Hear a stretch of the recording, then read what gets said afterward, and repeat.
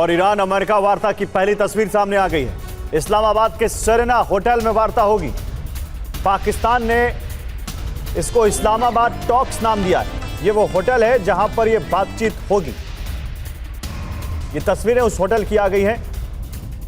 इस होटल का नाम है सेरेना होटल, इस्लामाबाद में है और इस होटल को एक अवैध किले में तब्दील कर दिया गया है। कई लेयर की सुरक्षा लगाई गई है, जिसमें पाकिस्तान की सेना, पुलिस, अमेरिका के सीक्रेट एजेंट्स और अमेरिका की सिक्योरिटी एजेंसीज हैं।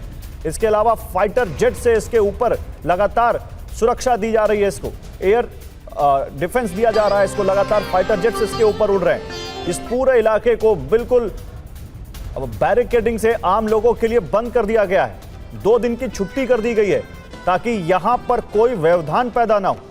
यह उस होटल की पहली फोटो है जहां पर आप देखिए, या उस होटल की विजुअल्स हैं ये, जहां पर यह बातचीत होनी है, जिसका नाम पाकिस्तान ने दिया है इस्लामाबाद टॉक्स। अमेरिका के उपराष्ट्रपति जेडी वैंस क्योंकि यहां पर आ रहे हैं, इसलिए अवैध किले के तौर के रूप में इस होटल को बदल दिया गया है और कई लेयर्स की सुरक्षा है, जिसमें अमेरिका से आए एजेंट्स हैं, अमेरिका से आई बख्तरबंद गाड़ियां हैं, अमेरिका के सिक्योरिटी एजेंसीज के लोग इन्वॉल्व हैं, सिक्योरिटी सिस्टम्स हैं, जैमर्स हैं, जैमर वाली गाड़ियां हैं और उसके बाद फिर आउटर लेयर में पाकिस्तान की सेना और पुलिस लगेगी। चलिए आगे बढ़ते हैं। ईरान में सीज फायर हो गया, लेकिन लेबनान लगातार धधक रहा है। एक तरफ इजराइल के हमले हैं, दूसरी तरफ हिजबुल्लाह का बैलिस्टिक मिसाइलों से जवाब है।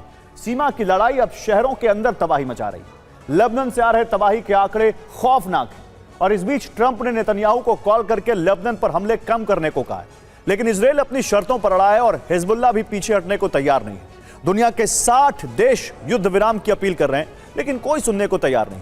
अब सवाल यह है कि क्या यह टकराव रुक पाएगा या फिर लेबनान की आग ईरान के सीज फायर को भी बेकार बना देगी।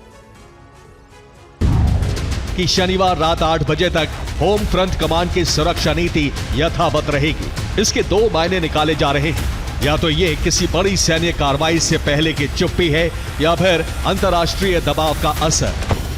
और अब लेबनान में मची तबाही के खौफनाक आंकड़े देखिए। लेबनान की सरकार के मुताबिक अकेले बुधवार को ही 303 मौतें हुई, यानी सिर्फ 24 घंटे में 303 लोगों की जान चली गई। ईरान युद्ध शुरू होने के बाद से अब तक लेबनान में 1888 लोग मारे जा चुके हैं। घायलों की बात करें तो सिर्फ एक दिन में 1150 लोग घायल हुए हैं और ईरान युद्ध शुरू होने के बाद से घायलों का आंकड़ा 6000 को पार कर चुका है और हर गुजरते घंटे के साथ यह आंकड़ा बढ़ रहा है। 10 लाख से ज्यादा लोग अपना घर छोड़ने पर मजबूर हो चुके हैं, यानी गाजा के बाद लेबनान भी एक बड़ा मानवीय संकट बन चुका है और इजराइल के दावों के मुताबिक लेबनान में 100 से ज्यादा टारगेट हिट किए गए। अब सवाल उठता है कि आखिर निशाने पर क्या है। इजराइल कह रहा है कि उसके टारगेट साफ है, मिलिट्री बेस, हिजबुल्लाह के कमांड सेंटर और लितानी नदी के आसपास के इलाके। लेकिन जमीन पर जो तस्वीरें सामने आ रही हैं वो कुछ और ही कहानी बता रही। रिहायशी इलाकों में भी भारी नुकसान हुआ है, इमारतें गिरी हैं और आम लोग इसकी सबसे बड़ी कीमत चुका रहे। और देखिए एक बड़ी खबर आ रही है, कल पाकिस्तान में होने वाली वार्ता पर सस्पेंस बरकरार हो गया है।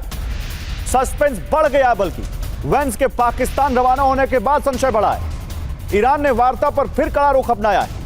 बातचीत से पहले 2 शर्तें पूरी करने की मांग की है ईरान ने। उधर से जेडी वैंस उड़ चुके हैं पाकिस्तान आने के लिए, इधर ईरान शर्तें लगाए जा रहा है।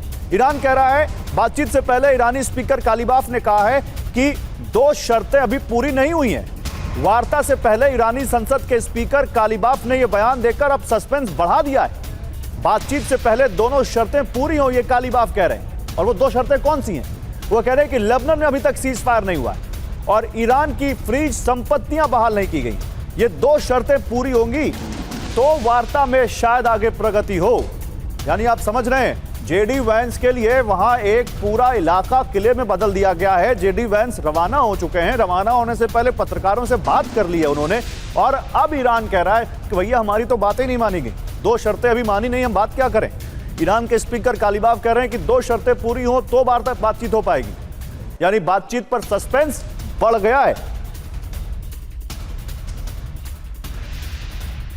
और ये तस्वीर देखिए, जेडी वैंस जब रवाना हुए उस वक्त की तस्वीर देखिए और उससे उनके वहां पाकिस्तान पहुंचने के लिए पाकिस्तान ने पूरा माहौल बना दिया है। सांस्कृतिक कार्यक्रम हो रहे हैं, वहां पे होटल को बिल्कुल एकदम अवैध किले में तब्दील कर दिया गया है। 2 दिन की छुट्टी हो गई है और अब ईरान यहां गुगली दे रहा है। निशांत चतुर्वेदी हमारे संवाददाता हमारे साथ जुड़ चुके हैं ज्यादा जानकारी के साथ। निशांत, ये क्या ईरान नहीं होगा वार्ता में शामिल? अब ऐसे संकेत मिल रहे हैं? देखिए, यहाँ पर एक बहुत बड़ा कहा जाए मिसकम्युनिकेशन, क्लैरिटी ऑफ थॉट्स और क्लैरिटी इन डिसीजन मेकिंग साफ दिखाई दे रही है। क्यों? ईरान ने कहा है कि हमारी 2 कंडीशंस फुलफिल नहीं हुई, नंबर 1।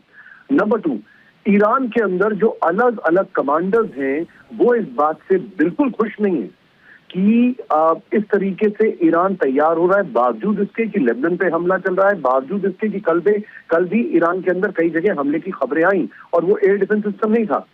तो कमांडर्स और जो ऑफिशियल्स बात कर रहे हैं उनमें बहुत जमीन आसमान का कम्युनिकेशन गैप है। दूसरा, मुश्तबा खमनेई का आज का मैसेज, ये मैं अभी उसकी बात नहीं कर रहा हूं जो आप दिखा रहे हैं, वो 2 कंडीशन तो एकदम ही अलग है, लेकिन मुश्तबा खमनेई का आज का मैसेज, वो मैसेज फिर से बता रहा है कि हम अमेरिका पे ट्रस्ट नहीं कर सकते। और तीसरी सबसे बड़ी बात, ये कोई ना भूले, तीसरी सबसे बड़ी बात है, जब ओमान एक न्यूट्रल कंट्री, एक ऐसी कंट्री जिसके कोई इंटरेस्ट नहीं थे, जो बार बार लगा हुआ था कि पीस स्टॉप हो जाए, तब अमेरिका ने हमला कर दिया। यहां पर तो पाकिस्तान है, पाकिस्तान को लेकर ईरान का ऑलरेडी ट्रस्ट डेफिसिट है, क्योंकि पाकिस्तान ऑलरेडी ये कह चुका है कि अगर सऊदी पर हमला हुआ तो हम ईरान के खिलाफ जा सकते हैं। पाकिस्तान 900 किलोमीटर का बॉर्डर शेयर करता है, दुनिया में दूसरी सबसे बड़ी शिया आबादी ईरान के बाद पाकिस्तान में है। वो इसका माइलेज लेने की कोशिश कर रहा है, लेकिन ईरान के अंदर एक मत नहीं है। ईरान के अंदर बिल्कुल सही कह रहे हैं आप निशांत। और अब देखते हैं कि इस पूरे मामले में ईरान क्या अपने इस स्टैंड से पलटता है, बातचीत में शामिल होता है, वो अलग अलग जो कमांड्स हैं वो क्या एक साथ आती हैं और इस वार्ता में शामिल होती हैं, और नहीं अगर हुए तब तो बहुत बड़ा कांड हो जाएगा। फिर जेडी वैंस का यहां आना बेकार, और फिर उसके बाद ट्रंप क्या करेंगे ये देखना होगा। फिलहाल बहुत शुक्रिया निशांत आपका इन तमाम जानकारियों के लिए।